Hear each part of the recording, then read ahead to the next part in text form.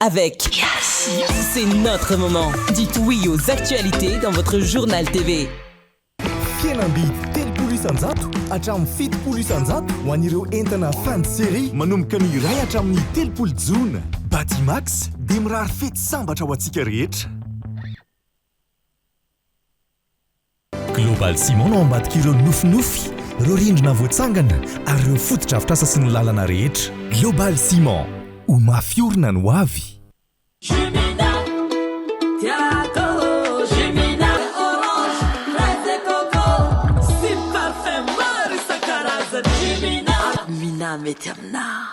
Manolotra ho anao ny vaovao. Partout où vous êtes, étudiez depuis chez vous. Prime vous présente ny vaovao.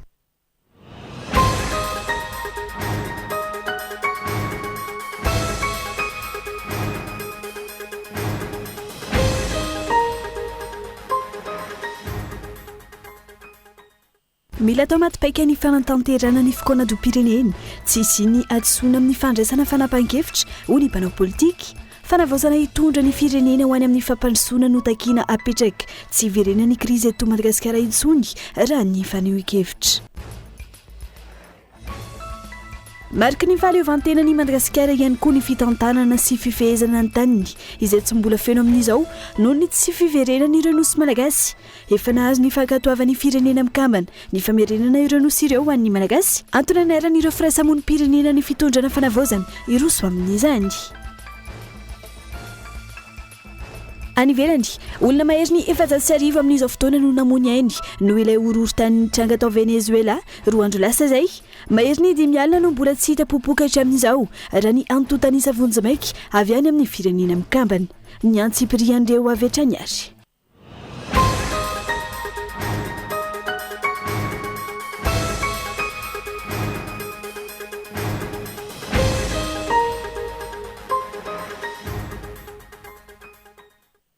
Manatitra ny araba toboko lahy sy toboko vavy tonga soa indray atao anatin'ny fampalalam-baovao amin'ity alina ity manasanao anaraka izany hatramin'ny farany fanehoan-kevitra maro samihafa mifandraika amin'ny fikoanan-doha-pirenena avy hatrany ary mila matipaika ny fanatanterana ny fikoanan-doha-pirenena tsy sy ny adosona amin'ny fandraisana fanapahan-kevitra fanavozana hitondra ny firenena amin'ny fampandrosoana no takiana petraka tsy hiverena ny krizy eto Madagasikara intsony raha ny fanehoan-kevitra mpanao politika iray tamin'ity androany ity.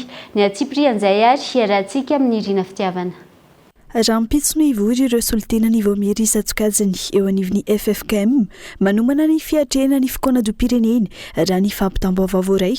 Ao anatin'ny fiomanana amin'ireo pitsopitsony mialohan'ny fidinana ifotony FFKM ka miandry ny fanambarana ofisialy hampafantatra ny rehetra ny fanombohana izany isika izao ho ny filohany raha nitondra fanazavana fony tenany.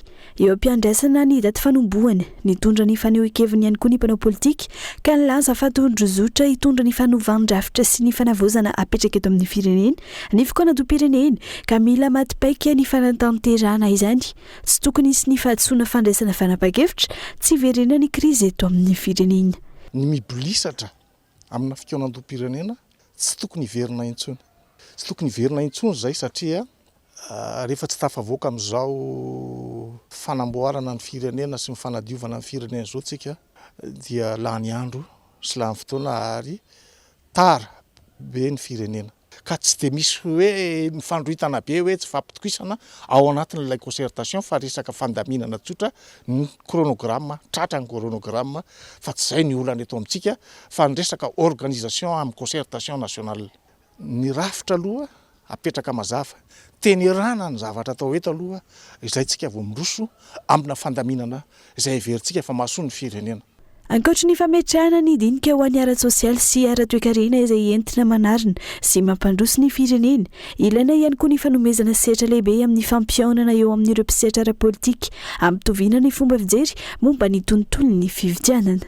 Fahazadino fa ny institution politika sy ny elektoral dia anisany miteraka fahavoazana eto amin'ny firenena. Ka eto dia manao anjo avy ny chronogramma izay tety andro na ny fandaminan'ny FFKM tokony tisosokevitra arosoko ho an'ny FFKM anjaranareo FFKM mandra-pahatonga amin'ny volana ho miantso anay mpanao politika dialogue politika no atao niarahany tamin'ny KMFP ary efa nomena ndraikitra ianareo FFKM hitarika ny concertation nationale dikan'izay ny dialogue politique dia tokony ho tanterahana mialohan'ny concertation nationale. Araka ny tetiandro efa nosoritany FFKM ny raika amby roapolo jona lasa teo mandritra ny volana jolay 2024 avy zao no anaovana ny fanofanana sy ny fanamafisana ny fahaiza-manao samihafa ho an'ireo mpiantsehatra hidina eny fotony. Manomboka ny volana aogositra hatramin'ny martsa 7 no anatanterana ny dinika ho an'ny fikoanam-pirenena izay ainga eny amin'ny fokontany, ny commune, ny district, mipakana amin'ny faritra ary mifarana amin'ny sehatra nasionaly. Tafiditra ao anatin'izany ny fandravonana na fanoratana ara-teknika ny etaetam-bahoaka sy ny safidim-pirenena, ny fandrafetana ny volavolana lalam-pandrenana sy ny volavolana fehezan-dalàna momba ny fividianana. Ny volana aprily no irosona ny fanaraha-maso ny fanatanterana ny fekevitry ny fianavozana, ka ao anatin'izany ny fanaganana ny rafitra mpanara-maso ho fanomanana ny fiatrehana ny fividianana. Fanatanteraka fivorim-betsy ara-potoana raha mipitso ireo filoham-panjakana sy lehibe ny gouvernemanta mpikambana ao anatin'ny vondrona SADC araka ny fanambarana navoaka ny sekretera jeneraliny tamin'ity androany ity, hodinina ao anatin'izany toetra rara politika sy ara-piarovana eto Madagasikara. Efa nisy ny tatitra nataony ireo solitena nalefa ny SADC teto amintsika raha tsy hivina ka iangana amin'io tatitra io ny fivoriana raha ny fampahafantarana trany marina fa amin'ny alalan'ny visio conférence no anaovana ity fivorim-be manokana eo anivon'ny SADC ity. Fa lafim-baovao hafa kosa indray, mariky ny fahaleovantena ny Madagasikara ihany koa ny fitantanana sy ny fifehezana ny tany izay tsy mbola feno amin'izao noho ny tsy fiverenana ireo nosy malagasy. Efa nahazo ny fankatoava ny firenena mikambana ny famerenana ireo nosy ireo an'ny malagasy, antony aneran'ireo firaisamonim-pirenena ny fitondrana fanavozana iroso amin'izany. Onina saina. Nanomboka tamin'ny rojona ireo hetsika samihafa nentina nankalazana ny fahenam-benipolo taona niverena ny fahaleovantena sy nijoroany ny volalindra malagasy. Hatramin'izao fotoana izao tsy nisy hetsika na resaka mikasika ny fitakiana ireo nosy malagasy, Rwanda Nova, Europa ary Basasta India araka ny fanairana nataon'ireo firaisamonim-pirenena izay namoaka fanambarana iombonana. Mampatsiahy ny fitondram-panjakana ireo firaisamonim-pirenena namoaka ity fanambarana ity fa tsy tafaverina tanteraka ny fahaleovantena ny firenena raha mbola amin'izany eo ambany ny fahefan'ny fanjakana frantsay ireo nosy malagasy ireo. Adidy masina izay tsy azo ialana izao fitondrana fanavozana izao ny manohy ny fitakiana ireo nosy malagasy ireo ho iatrany ity fanambarana ity anoritana mazava fa rehefa niverina ny fahaleovantena ny Madagasikara, miverina amin'ny feno sy tsy misy animbinana ny zaratany sy ny faritra Madagasikara any Madagasikara manontolo. Momba ireo nosy manodidina ireo anatin'izao fetim-pirenena fankalazana ny fahenam-benipolo taona niverena ny fahaleovantena izao, mampatsiahy ny afatra nataon'ny sehatry ny ray aman-dreny tamin'ny 7 jona 2024 izay nilazany sera fa tsy mahazo manao antandrevaka ary tsy afaka amela ny hafa mbola hiady hevitra momba ny fiandrianam-pizakana feno amin'ireo nosy kelin'ireo i Madagasikara. Raha tsy zany dia anariny azo sy andrarakilombiandoha ka ho very asana tanteraka eo amin'ny sehatra iraisam-pirenena dia hianjaanja fa mbola mpanaraka ambokiny sy mitoetra ho mpandadilady amin'izay nanjanaka azy izy na dia ny ankehitriny aza. Araka izany, manaitra ny fitondram-panjakana anatin'izao fanamariana ny fahaleovantena izao ny firaisamonim-pirenena CRADOI, Concrètes Human Rights, Femmes en Action Rurale de Madagascar, Réseau des Jeunes pour le Développement Durable ary ny komity fanorenana ifotony any Madagasikara androso amin'ny famerenana ireo nosy manodidina ho eo ambany fifehezan'ny malagasy. Fa mbola fanamby lehibe ho an'ny fatrimena be kosa hatramin'izao ny fifandanjana ny filanimponina sy ny fiarovana ny ala, antony mampitombo ny tsindry mahazo ny atiala sy ny tontolo iainana ny toerana. Malohan'izany, nisitraka fampiofanana avy amin'ny ministera ny tontolo iainana ireo mponina ahafahan'izy ireo miditra amin'ny fampiasana arina ra-tontolo iainana na ny charbon écologique. Tsiaro Rasoarvelo sy Todoso Fabrice. Ao anaty amehana rangovy i Madagasikara tao anatin'ny taona maro ny fanezay ka mety hamafy ny tsindry amin'ny ala sy ny famatsiana arina fandrehitra ao anatin'ny 5 ka hatramin'ny 10 taona raha tsy misy fepetra entitra raisina ho ireo mpisehatra ara-tontolo iainana. Isan'ny faritra ahitana ny fitombon'ny filana arina sikitay ny faritra Menabe amin'izao fotoana, vahaolana azo ampiarina amin'izany ny fampiasana arina ara-tontolo iainana na ny charbon écologique ka nomena fampiofanana momba izany ny tanora ny faritry Menabe. Ny charbon écologique amin'izao fotoan'izao dia tafiditra ao anatin'io angovo madio io. Fa maninona moa zany no charbon écologique no hoentina etỳ Menabe. Voalohany indrindra aloha dia efa 13 régions zahay ny ao anatin'ny plateforme Madagascar Clean Initiative ary ny aty Morondava zany dia mbola tsy tafiditra nefany tena betsaka ala tokony arovana aty betsaka ny tanora sy ny vahoaka zany mbola mampiasa ny charbon de bois aty amin'ity faritra ity amokatra ny maximum indrindra amin'io charbon io anankitay ahafahana miala tsikelikely miampitany amin'ny fampiasana charbon de bois sy ny kitay ampiasaina hiditra ny amin'ny fampiasana an'ilay charbon écologique. Tsy paikady manoloana ny ameana rangovo sy ny fitandrona ny tontolo iainana ihany fa mikendry famoronana asa ho an'ny tanora ny Menabe ihany koa ny fampiofanana nomena azy ireo momba ny famadihana ny akora organika ho lasa arina ho avy ao anivon'ny ministera ny tontolo iainana. Maro koa ireo tanora lahy sy vavy eto Menabe atao hoe izay tsy anasa moa zany dia anisan'ny famoronana asa ho azy ireo zany ity formation izay atomboka androany ity. Eo amin'ny 30 eo no fanina aloha amin'izao fiandohana izao fa anana tanjony isika any amin'ny 700 any ao anatin'ny 2 taona dia eto Menabe no anisany koa atao hoe ampidirana an'ireo tanora ao amin'ilay hoe MCCA zany na le Madagascar Clean Cooking Initiative izay hiara-iasa amin'ireo tanora ireo na mifampifanana eo ihany koa no mety serasera hitadiavana ny resaka lalam-barotra sy ny fandamazay.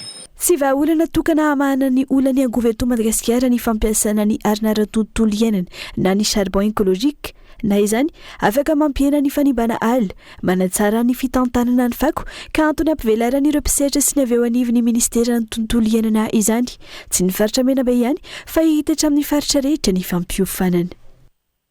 Fa ho firosona amin'ny fahaleovantena ara-tsakafo eto Madagasikara kosa indray dia nanolotra zezika 570 taona ho an'i Madagasikara ny gouvernemanta japonais ny fanatsarana bebe kokoa ny famokarana eto an-toerana ampianana ny fekinan-doha amin'ny fanafarana izay moa no isan'ny lara-pamehan'ny fitondrana fanavozana ka eton Andriatsilavo. Zezika 570 taona no natolotra ny gouvernemanta japonais ho an'ny gouvernemanta malagasy amin'ny alalan'ny ministera ny fambolena sy ny fahaleovantena ara-tsakafo. Ezaka fanohanana mivaingana ny tantsaha malagasy ho an'ny fiandrianam-pirenena ara-tsakafo. Ny zava-dehibe amin'ny fotoanandroany ity zany dia nahitana ny dokotely mamasana andro dia ny fanjakana ny mpiara-miombonantoka ary ny sehatra tsy miankina malagasy. Ireo dokotely ireo dia tokony hiara-iasa foana amin'ny fampiroboroboana ny tontolo ambanivohitra. Izay moa zany matetika no tsy nisy hatramin'izay ka nahatonga ny tontolo ambanivohitra marisarisa sy sahirakirana satria tsy ampy ny fanomezana sehatra ny sehatra tsy miankina toy izao amin'ny fandraisana andraikitra amin'ny fampiroboroboana ny sehatra famokarana eto Madagasikara. Napetraka anatin'ny fiaraha-miasa ny rafitra fond de contre-valeur hanomezana toko fa ho voaray sy voarakitra ary ho tantanana ampahitsiana ireo vola teraky ny fivarotana ny zezika amin'ny vidiny mirary eny anivon'ny tanja. Ny fond de contre-valeur zany no nampiarina amin'izy ity. Ny antony dia tsotra. Ny fanomezana maimaimpona dia matetika tsy tonga any amin'ny toerana tokony ampiasana azy ny zavatra izay omena maimaimpona. Fantatsika tsara fa ny zavatra rehefa maimaimpona dia tsy dia mahazo lanja loatra. Ka ity fomba izay ampiaritsika eto ity zany dia misy fandraisana anjara kely izay ataon'ny tantsaha mba ahafahana mahazo vola indray hanomezana fanohanana hafa. Tsy voatery ho zezika intsony indray zany ny atao fanomezana aoriana ny fahazahoana n'ireo vola izay fandraisana anjara kely ny tantsaha ireo fa mety ho fitaovana mety ho zavatra hafa ihany koa. Isan'ny lara-pahamehan'ny fitondram-panjakana ny fanatarana bebe kokoa hatrany ny famokarana eto an-toerana, ny fanatarana ny taham-bokatra, hampiena ny fekinan-doha amin'ny fanafarana ary ny fanohanana ny tantsaha-pamokatra, fototsy ny fahaleovantena ara-tsakafo, mamokatra bebe kokoa, manatsara ny fari-piainan'ny tantsaha ary manamafy ny fiandrianam-pirenena ara-tsakafo ny tanjona imasonina, ahafahana mampitombo ny vokatra azo isaky ny hektara izay fanalahitiny ny fahombiazana. Miroso tsikelikely kosa ny famahana ny olany fahatapahan-jiro an-tsiranana amin'izao fotoana ho ny minisitra tompona andraikitra nidina ifotony tany an-toerana. Gropy misy 110 no efa ao an-tsiranana ka ny 5 amin'ireo no efa mandeha amin'izao fotoana. Misy ihany koa ny fiara-miasa eo amin'ny orinasa Sucrène sy ny orinasa Jirama ananganana toby asiana ireo milina mpiara-herinaratra maro samihafa. Fanampanazavana. Olana ny famatsiana herinaratra eto an-tsiranana amin'izao fotoana satria misedra fahatapahana lavareny sy maharitra zany ny mponina eto amin'ny famatsiana herinaratra izay. Ny fitondram-panjakana moa raha naheno an'io dia efa nandray andraikitra efatra amin'ny ela. Misy groupe maromaro zany efa nalefa aty nanomboka tamin'ny volana aprily tany amin'ny paka tany zany efa nanomboka nandefa groupe taty. Dia mbola tamin'ity volana jona ty koa nitoy ilay fandefasana groupe. Raha tany isaina dia mahatratra 12 isan'ny groupe nalefa taty ary mahazo 7 mégawatt ny total ny puissance zany tokony vokarin'ireo le groupe 12 ireo. Amin'ireo groupe 12 ireo nefa dia misy ity centrale an-Jirama ty moa zany dia efa tsy niodina efa elaela ihany. Dia napetraka ato zany ny ampahany amin'ireo groupe ireo fa mandeha amin'izao fotoana satria efa misy 4 mégawatt mandeha zao anatiny ao jerentsika rehefa avy eo. Fa mbola voasatriky ny tolotra omen'ireo université tsy miankina sasany ankamaroan'ireo mpianatra sy ray aman-dren'izy ireo amin'izao fotoana. Na io aza ny tsy fananany ankamaroan'ireny université ireny fahazon-dalana avy amin'ny fanjakana. Malohany izany mampitandrina ny rehetra ho mailo araka izany avy eo anivo ny ministera tompona andraikitra. Tojo ny Rinata Hery no mitatitra ny fanadihadiana mikasika izay. Betsaka amin'ireo université tsy miankina no tsy mahafeno ny fepetra ahafahana misokatra. Noho izany, miantso ireo ray aman-dreny hanamarina tsara ny arrêté d'habilitation na ny taratasy fanamarinana fa nahazo fankatoavana avy amin'ny ministeran'ny fampianarana ambony sy ny fikarohana ara-tsiansa. Ny avy eo anivony ny ministera manoloana ny fahamaroan'ireo université tsy miankina mamitaka mpianatra amin'izao fotoana izao. Dia mitodika manokana ho an'ny ray aman-dreny mitodika amin'ireo tanora mpianatra amin'ny fisoratana anarana amin'ny taom-pianarana 9 sy 2 sy 7 sy 2 afaka volana vitsivitsy dia miteny aminareo izahay tompona andraikitra jereo mialohan'ny fotoana ny taratasy fankatoavana ireny toeram-pampianarana ireny zay vao misoratra anarana. Misy arrêté d'habilitation omena an'ireny sehatra ireny aloha. Rehefa tsy misy zay dia tadidio tsara fa vola verimaina ny anareo. Ary ny diplôma azo amin'ireny toeram-pampianarana ireny dia tsy ho ara-dalàna, tsy ho eken'ny fanjakana mihitsy. Misy amin'ireo université tsy manaraka ny fianatra takin'ny ministeran'ny fampianarana ambony fa variana amin'ny fitadiavam-bola amin'ny mpianatra fotsiny hoy ny fanazavana. Fampitandremana natao taorian'ilay tranga fisolokiana tany an-tsiranana izany. Tsy ekena avokoa ny diplôma avoakan'ireo université ireo raha tsy nahazo fankatoavana ara-dalàna izy ireo ho iatran'ny fanazavana.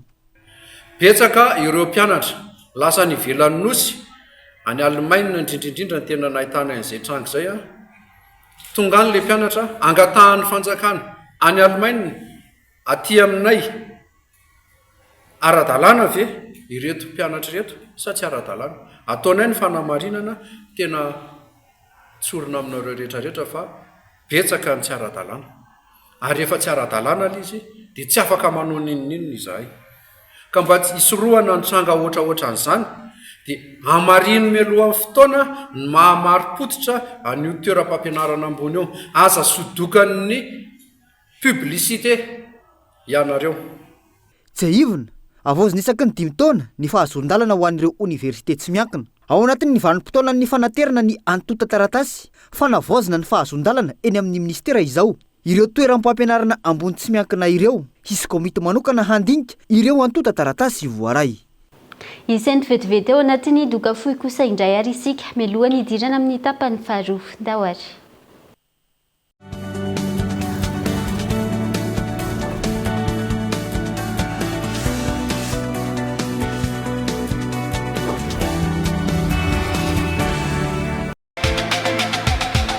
Meka isary pasiana lasy ve? Yellow Up mety amin'toa tolotra miavaka hatramin'ny 20 jona zao ihany 500 méga nahavitra 1 minitra 900 ariary fotsiny afaka vidiana foana rehefa lany Yellow Up 500 méga 900 ariary monja tsotra kely tiandreo aingana ny dièse 322 étoile 61 dièse na midira ao amin'ny super app yes et moi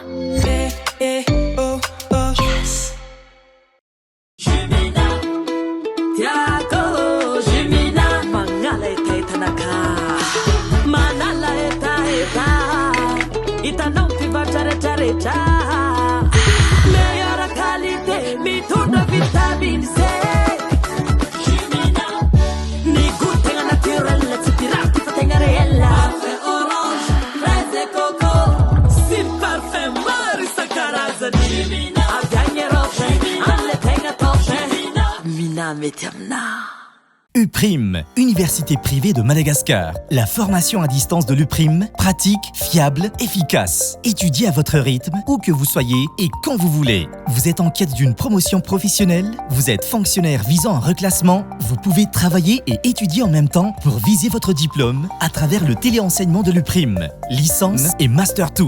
Habilité par l'État jusqu'à la 5e année et reconnu par la fonction publique jusqu'à catégorie 8. Encadrement innovant via une plateforme numérique permettant un regroupement en ligne avec interaction, droit, communication, gestion et management, commerce et marketing. Alors, partout où vous êtes, étudiez depuis chez vous. Rejoignez la formation à distance de l'UPRIM. Inscrivez-vous à l'UPRIM la plus proche de chez vous. L'inscription peut se faire également à distance. Contact 020 85 215 03 034 11 215 08. Investissez dans une valeur sûre. Choisissez UPRIM. Araroto ny fiainam-bidy amin'ity fety amin'ny smartphone na ZTE raitra be ZTE Blade A36, ZTE Blade A76 4G sy ZTE Blade A76 5G manomboka amin'ny 199 000 ariary monja sady mbola toloranay bonus méga 30 giga euno ihany koa ianao hatramin'ny 30 jona ihany io a tonga vaingana ny amin'ny App Store dia manova fety sambatra.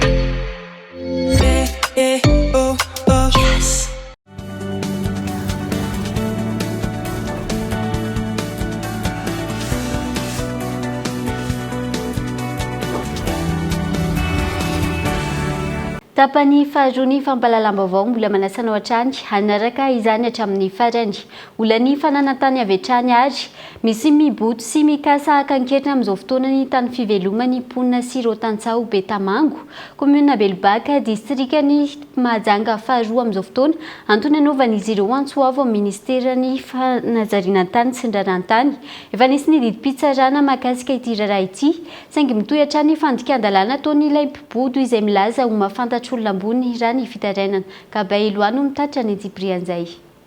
Nateo aza ny didina voaka ny fitsarana tao Mahajanga sy ny fanomezan-dalana nataony sampandraraha ny fananantany sy ny fandrefesan'ny tany tao antoerana mitohatra ny fibodon'olona iray ny tany fiveloman'ireo tantsaha ao Betamango commune Belbaka district ny Mahajanga faharoa raha ny fitarainana. Dia navite tokoa moa ny domaine dia nandrefy tato nanome alalana hampiasain'ny vahoaka be sy ny maro zany ty Matsabory ty kanefa tsy akatoavany madama manambady vazaha io zany ny fidinana anty Matsabory ty kanefa izy mivarotra zay tsy fananan'olo raika fa neny daolo be zany ty Matsabory ty. Da zany de mangataka miangavy mafy amin'ny fanjakana satria malahelo zahay satria 5 taona amin'izao ny raha tsy amboleana eto amin'ny Betamango satria nandresy zahay ziska Tananarivo nefa mbola tsisy fivoarana. Tsy aradrary ny fibodona hoy ny teo anivon'ny commune Belbaka satria tsy manana zo amin'io tany io ilay olona mandroaka anireo poniny. Efa misy didin'ny tribonaly manafoana le titre azon'le olosotra dia mbola mijano eo foana le olona ary raha ohatra ka miara misitraka amin'ny vahoaka le olona tsy maninona fa le izy roahiny sady ampitahorina le vahoaka misitraka le eo amin'le toerana dia lasa voatery tsy maintsy mitaraina le vahoaka mihoatra ny 500 ny tokantrano velomina ao anatin'le Matsabory ka misy fiantraikany be dia be amin'ny fidiram-bolan'ny ponina sy amin'ny fiveloman'ny ponina ny na ny fanakanana na ny fanotofana. Voalaza fa mitonona ho mahalala olona ambony ilay mpibody tany sy manao asa fanotofana tsy misy fahazon-dalana amin'io faritra io. Ankoatr'izay, manangana fefy beton tsy ny alohava ny fangatahana hanorina tamin'ny komina Akory ilay olona amin'izao fotoana raha ny fampitam-baovao hatrany. Miantso ny tompona andraikitra sy ny sampandraram-panjakana voakasika ireo mponina hijery akaiky ary handray fanapahan-kevitra ara-drarina amin'ity raharaha ity. Tontolon'ny asa tanana vetivety kosa indray, sarotra ho an'ireo teratany vahiny hanjifa ireo vokatra asa tanana malagasy vita avy amin'ny hazo sarobidy eto Madagasikara noho ny tsy fahafahan'ny vokatra mivoaka ny seranam-piaramanidina araka ny lalàna ny fanarana tamin'ny CITES, sakana tsy ahafahan'ny asa tanana mivoatra eto Madagasikara araka ny fanazavan'ny sendikany mpanao asa tanana. Antony antsoina izy ireo ny fitondram-panjakana ankehitriny hanome ireo hazo voagetra ho akora fototra ho an'ny mpanao asa tanana eto an-toerana. Fanampanazavana. Mpanao asa tanana tsisy ny asa tanana raha tsisy ny akora fototra. Zay ny sendika dia famoahana ny entana eny ivelany eny vato. Rehefa entana voahodina dia tokony hivoaka daholo fa tsisy condition. Fa asa tanana dia tokony hivoaka malalaka zany ny asa tanana. Satria ny asa tanana mividy ny vazaha dia tafajanony eny amin'ny aéroport ka dia miantso fitondram-panjakana zay mba hijery an'izany. Ny akora zay ao ny fototry ny mpanao asa tanana nefa indraindray zay dia mijaly satria ny akamaroan'ny akora tsara voafantina dia lasa voaondrana daholo. Zay nefa mangataka hoe aoka zay mba hisitraka an'izany areto moa mbola averinay foana hoe takany misy ireo bois-saisie zay nogehazina hatramin'izay dia mangataka izay hoe raha mba omena ny mpanao asa tanana izy ireo mba ahafahanay miasa an'izany. Tsy voatery avoaka ny ivelany izy fa na isika atao toerana ary dia afaka misitraka an'izy mba ahodina ho vokatra vita ilay izy. Eo amin'ny maresaka iraisam-pirenena kosa indray, olona mahetry ny 700 amin'izao fotoana no namony ainy no ilay horohorontany tranga tao Venezuela roa andro lasa izay. Mahetry ny 5 alina no mbola tsy tapopokatra amin'izao raha nantotana izy avonjy maika avy eo anivo ny firenena mikambana. Na izany, mbola mitohy andro manalina ny asa fikarohana sy famonjena ireo antenaina ho mbola velonaina. Zaza raika 20 taona sy zazakely voateraka iray no voavonjy tao anatin'ireo korotam-bato, 27 ora taoriany izay horohorontany izay. Dia maresaka avy any ivelanina koa tompo-kilasy tompovavy manakatona ny fampalalam-baovao tamin'ity alina ity hangasitra na feno anao tany tokantrano nanaraka izany hatramin'ny farany felo matompoko.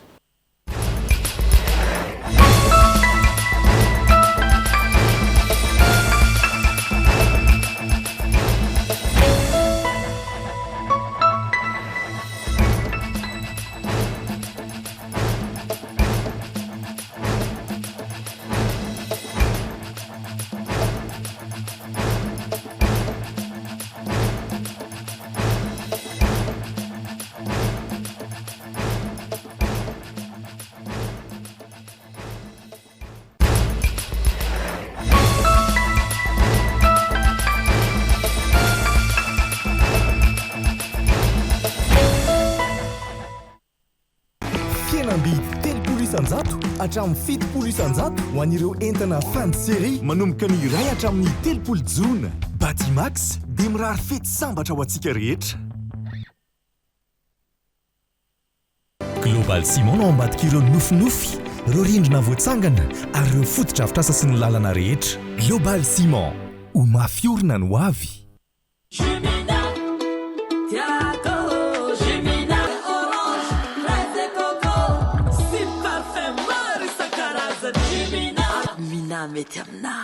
Nanolotra ho anao teo ny vaovao. Avec c'est notre moment. Dites oui aux actualités dans votre journal TV.